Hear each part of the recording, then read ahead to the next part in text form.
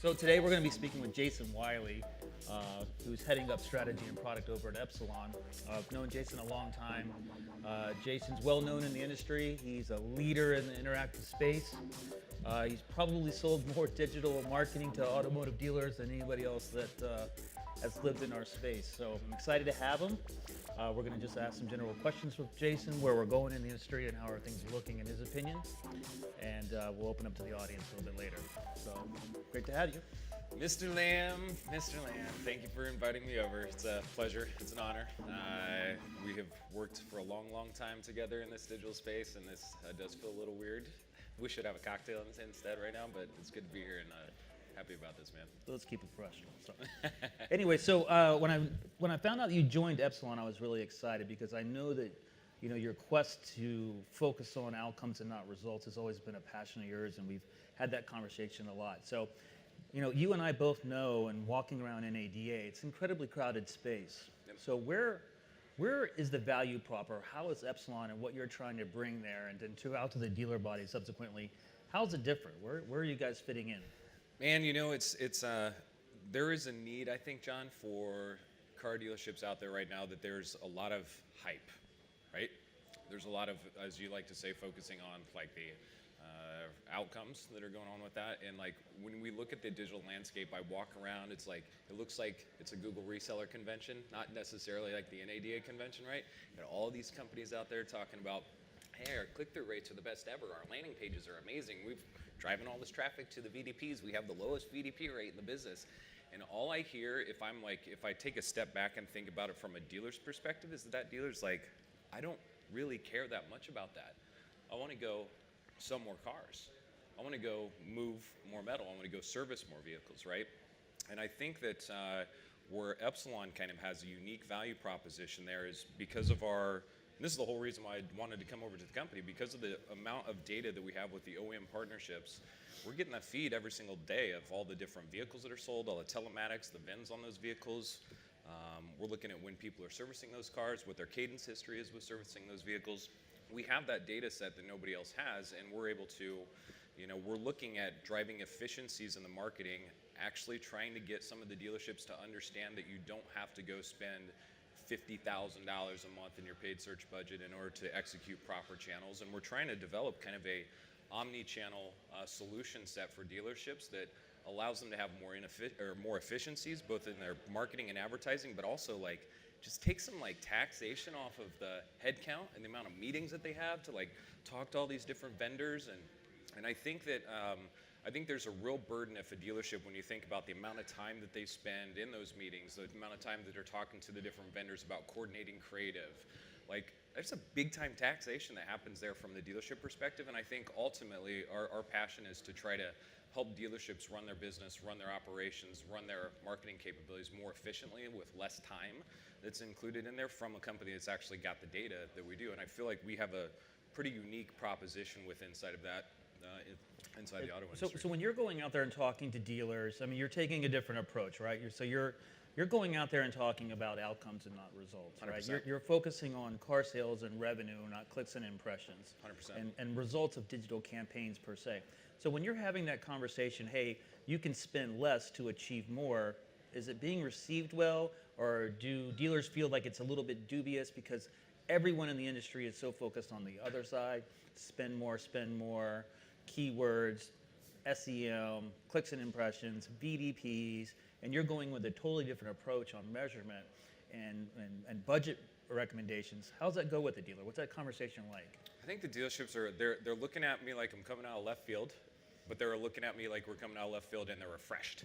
They're excited to actually have those type of conversations because that's kind of the dealer speak, right? That's the language that they talk. That's how they look at their business. They don't look at their business in the terms of KPI measurements, right? They look in their business as far as I got this many cars in my lot, sold this many cars, I got this big a floor plan, I've got this many vehicles that are going in and out of my service lanes, and those are the type of conversations that they are used to having with literally every other component other than the digital retailing, space, right? Because all the digital retailing space is all, talking about the KPIs and all that stuff that you just mentioned. And a lot of dealerships really don't care about that. So I think they're refreshed by it. They're also, and this is a challenge, I think that we look at you and I know this. I mean, look what the industry's just done for the past 10 years. The past 10 years, it has been a Google reseller convention, right? It's not just this year. And these dealerships are just getting inundated with why those KPIs are so critical to them that now when we're talking about it, they're almost looking at us a little bit like in disbelief, like, well, for the past decade, this is all the digital dealer convention talked about, and this is all that this convention talked about. And so I think they're looking at it from a little bit of a disbelief perspective too, and there's an opportunity for education, which you know is ultimately one of my real passions, is helping the dealerships be educated to empower them to make better decisions. And so I think it's a unique spot. It's unique, man. It's funny you mentioned digital retailing. It's kind of a buzzword that's going around the convention right now, and it seems like everybody has a digital retailing platform in some form or another, or they're deploying it in one avenue or another. So let me ask you, like, what does digital retailing mean to you, and how do you guys fit into that? Let me flip the question right back to you. Like, what does digital retailing mean to you? I'm not going to be interviewed here, but you know my stance. It's definitely not about lead generation. Right. So if you're focused on lead generation, let's just go right over the top of that question. But what does it mean to you? How does Epsilon support digital retailing for Tier 3 dealers? I think at the very core, it's like that, you know, a lot of these companies, we'll probably touch about this, but like, you know, last click attribution and some of these like attribution metrics that a lot of companies try to claim are like the most important way to be able to judge the effectiveness of their advertising budgets. Digital retailing to me ultimately means that you've got the ability to advertise to the customer through a channel that they respond well to.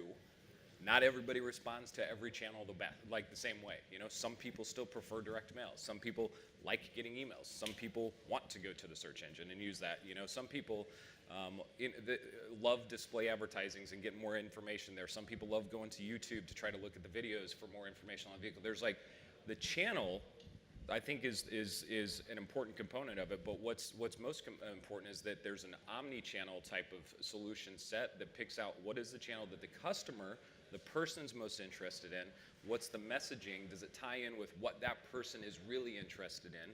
You can't just hammer somebody with a lease payment if they're not in the market for a lease payment. You got to be able to identify who may like safety features more than price payments, and like there's a lot of complexities around that.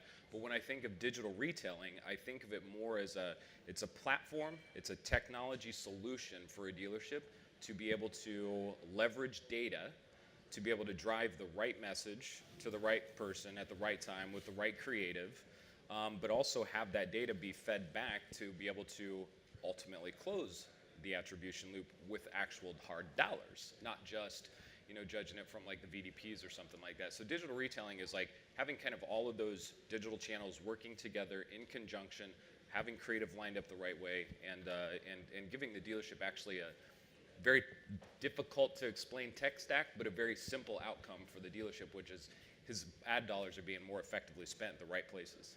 So in regards to digital retailing, you would say that you're focused more on taking that audience, while it's still a small segment of the overall buying audience.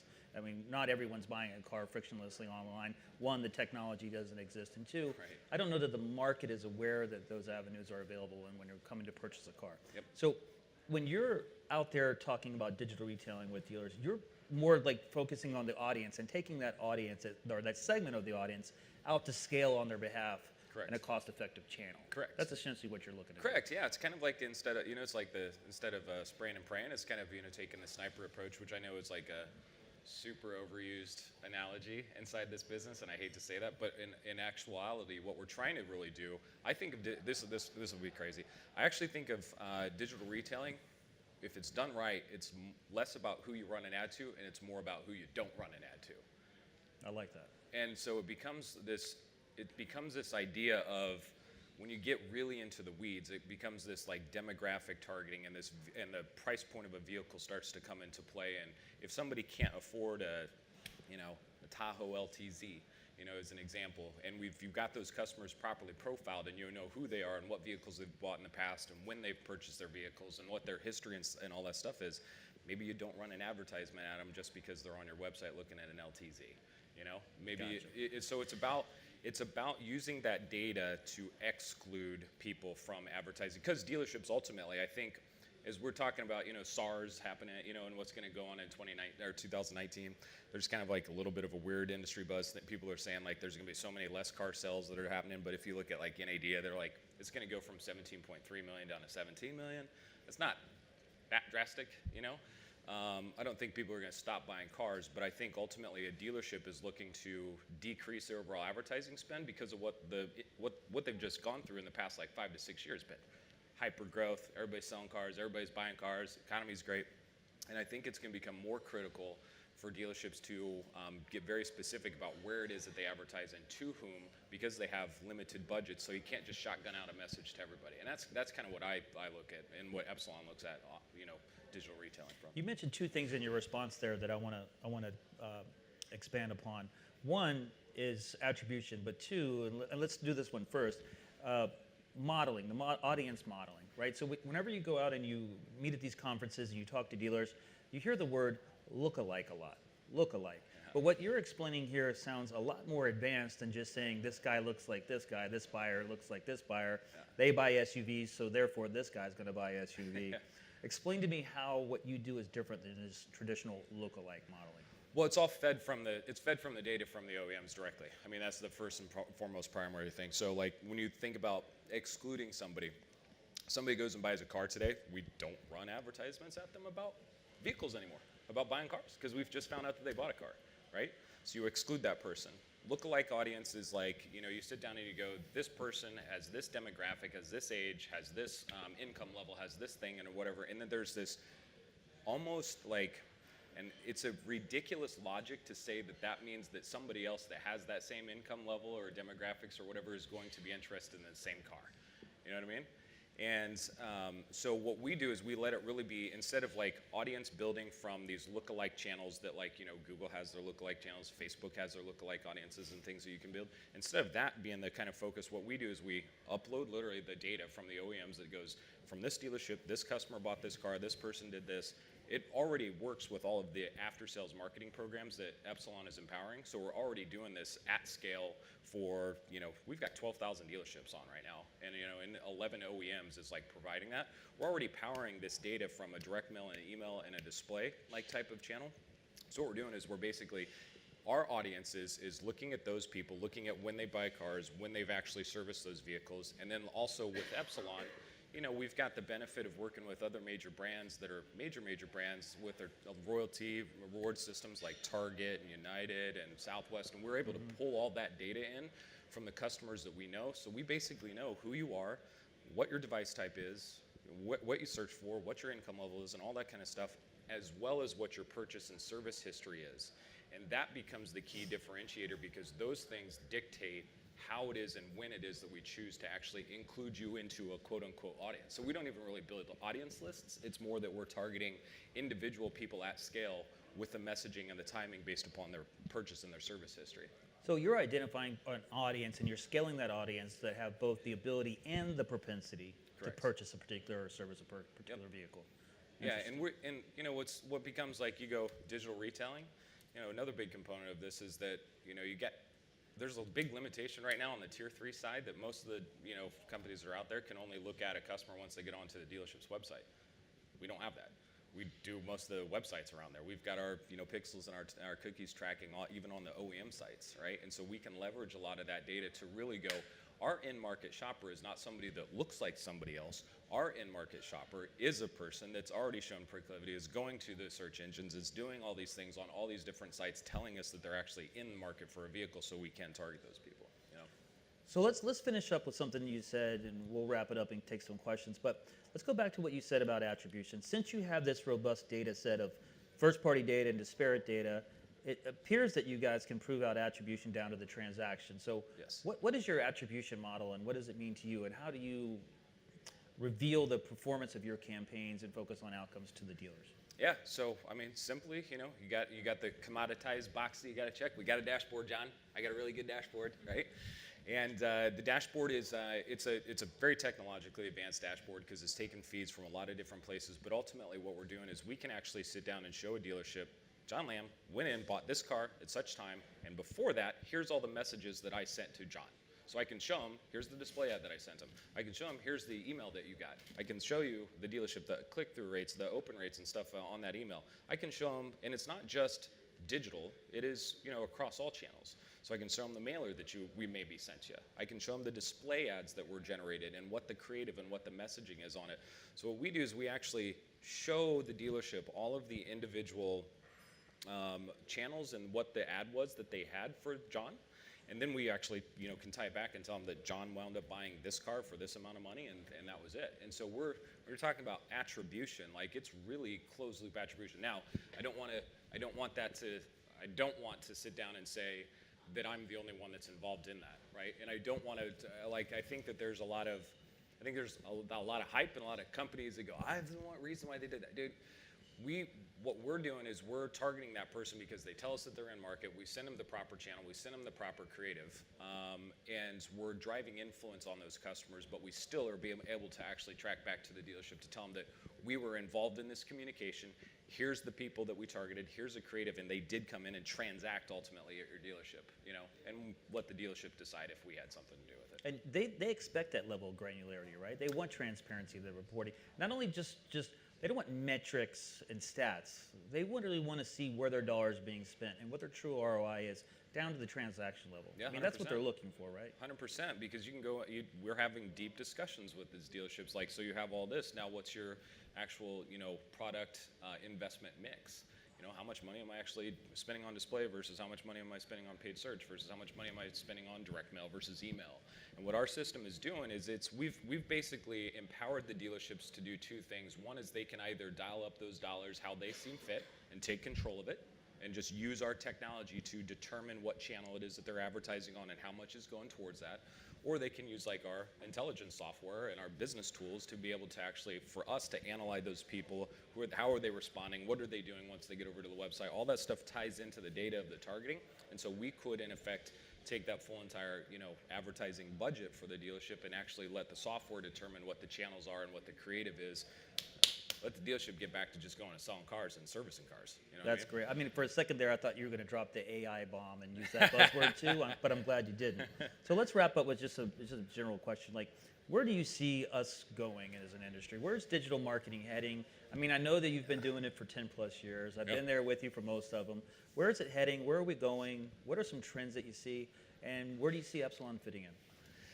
Man, I'm excited. I think that technology is finally catching up to one of the wishes the dealerships have, right? The dealership wants to be able to actually tie a vehicle sale or an RO back to a channel that they advertised on and have approved. So I think that we're going to continue to go that direction. I'm passionate, and I'm hoping that that there can be less reliance upon some of the big players in digital right now that are out there. And that dealerships can understand that, really have more clear guidance on what is a tier 1 level, importance and what should tier 1 really be doing for you. Defining out more swim lanes with what tier 2 should be doing, and ultimately that helps the dealership retail the vehicles and form up their own advertising plans more effectively.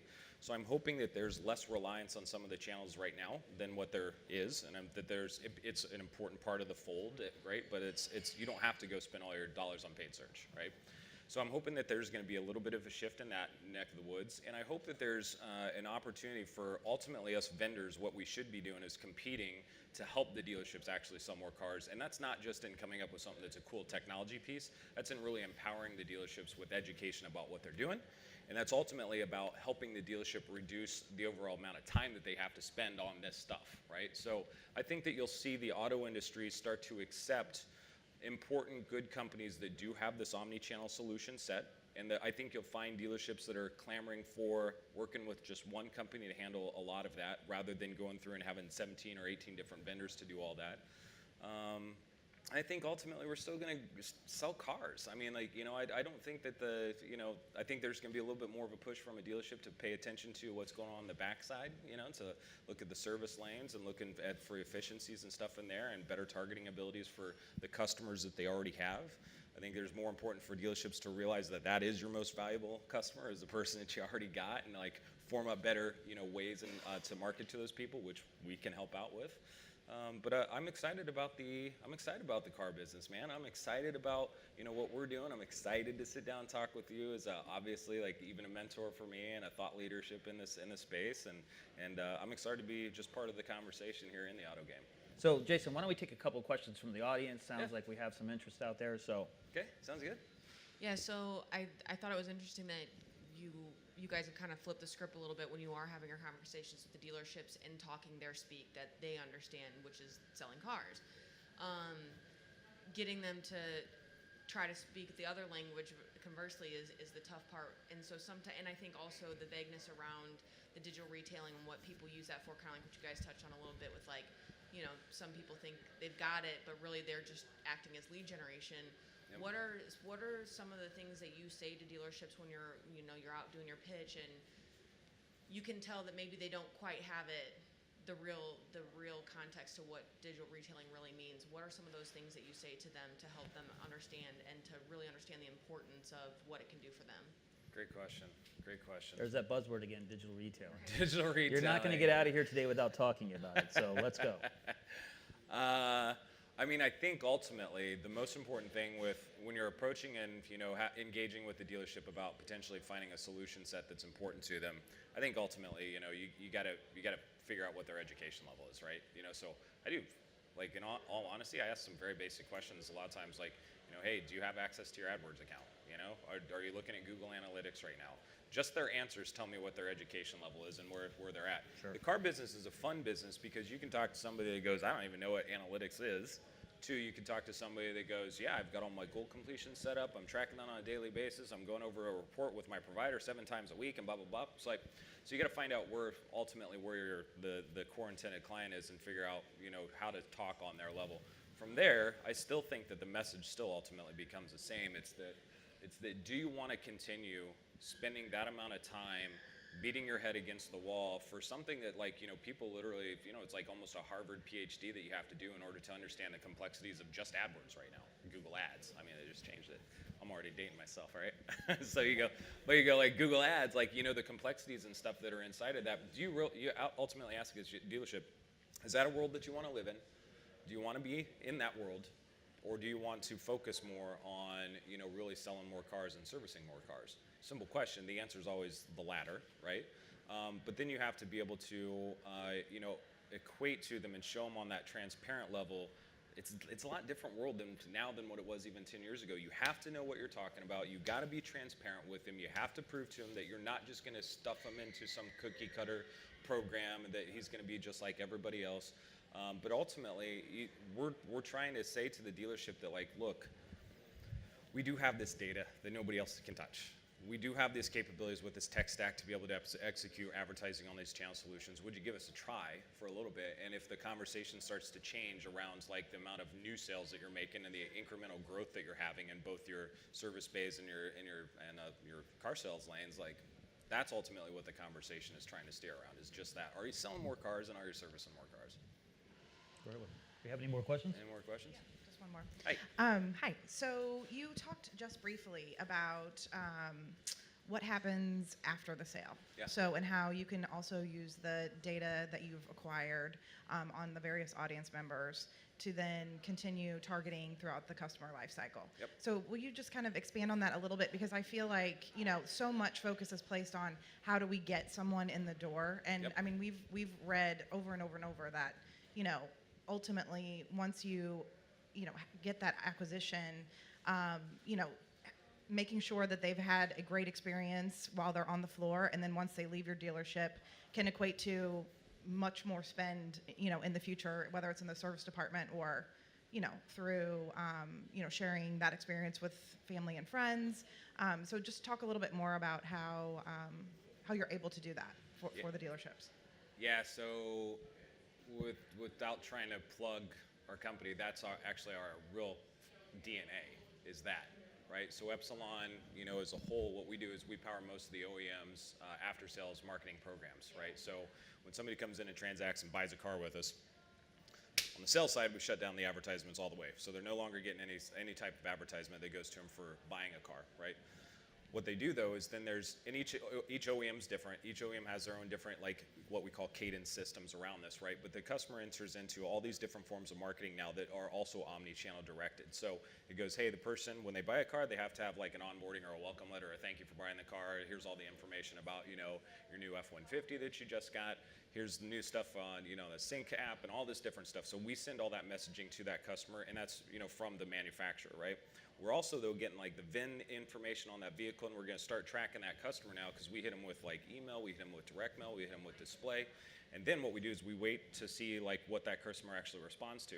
There's what we call a cadence that is involved in this that goes, okay, so this vehicle needs to get the oil changed every 5,000 miles or whatever. So when we start to see that 5,000 miles has come up, bam, we hit that customer back now again with that same spread, email, direct mail, display ads, social channels, all the different places and advertisement channels that we can do. They go into this cadence system, and what we're actually doing though is we're looking at that person and judging which of those different outlets or channels it is that they're actually responding the best to. So if we see that the customer has they're not calling off the mail piece, they're not texting off of the, you know, the mail piece that we sent, or if they're not clicking through on the display ads, or if they're not opening up the emails, we take all that in effect, and if they're not responding to one of the channels, then that channel drops off and we start to spend more money on the channel that is working from that customer, right? And so it's not only just a cycle of like the normal kind of like warranty work and repair work and stuff that happens, but we are engaging with our dealerships to now go beyond and above that. What's kind of more of a value prop for you guys? Do you do Taco Tuesdays? You know, do you have Massage Wednesdays or something like that? Do you have a, you know, do you have a play place at your place? What's like the best message that we could possibly deliver to that customer to try to get them back inside your lot, which we all ultimately know does wind up driving more sales opportunities. So we've been doing that for years. That's who Epsilon is at the core, right? And that's kind of where we're still gathering more data on those now individuals that then ties more directly into like how are we going to go to help that dealer retail. So I think that's one of the big key differentiators from us is that's actually our focus has always been the after sales, because that, in our opinion, is the most valuable customer to the dealership, is the one that they already sold. Now you got to make sure you take care of them, but hit them again the same logic with the right channel, the right message. If they just got their oil change yesterday, don't go send them a whole bunch of different display ads about, you know, a 1995 oil change. What if they paid, you know, $45 for that oil change, you know, 2 days ago? So you have to be watching and tracking those customers and what they actually are transacting in and making sure that you're delivering the right message, but you want to stay in front of them. And that's kind of the approach that we take with those. Right. Any more? I believe that's it. Questions? Oh, we got one more. One more question. From the gentleman in the front row. Yeah. I was wondering what impact this migration toward car sharing economy has on what you're doing, because you're talking more about the traditional model, you know, selling a vehicle to a consumer. What impact does that have? And then also, I just wanted to find out, what does a full stack solution in this particular context mean?